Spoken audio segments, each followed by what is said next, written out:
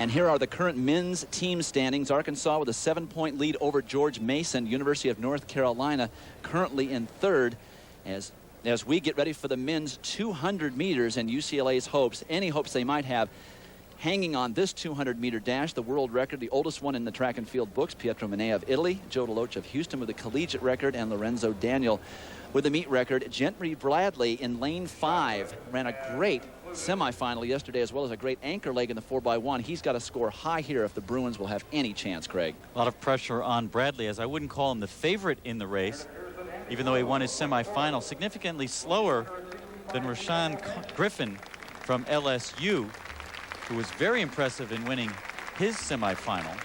And you talk about that LSU team feeling. Coach Pat Henry coaches both the men and the women, and these LSU men have been outstanding sprinters over the last few years as well.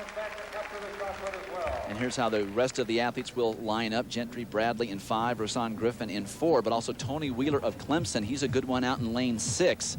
It's be a very competitive race. The conditions are great, just enough breeze to help push these athletes down that home stretch. Gentlemen, on your marks. Rohsaan Griffin started out as a hurdler at San Jacinto Junior College. One time the coach said, hey, why don't you run the 4x100 meter relay? Did so well. The coach said, you're a sprinter now. And he really seems to have this event down. SEC champion and only 1/100th off his personal best in the semifinal. Bradley out in 5, got a good lane draw, nice gradual turns here at the University of Oregon.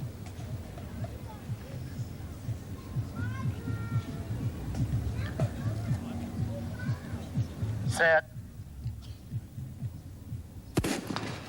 And Griffin of LSU breaking on top. Gentry Bradley digging in the turn in lane 5. It's Griffin in the all-white of LSU as they come around the turn. Griffin having run the best turn so far. Out in lane 6, that's Tony Wheeler of Clemson making a move. Now here comes Gentry Bradley trying to eat up on that lead. It's going to be Rohsaan Griffin easily. Gentry Bradley with 8 points for the UCLA Bruins.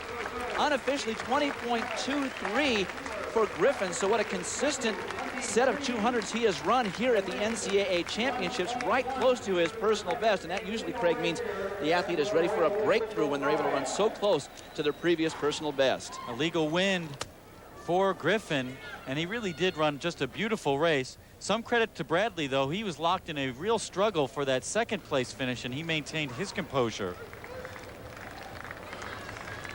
But watch the man in white, Rohsaan Griffin, just eat up this turn. There you see him in white, heading after Gentry Bradley from UCLA.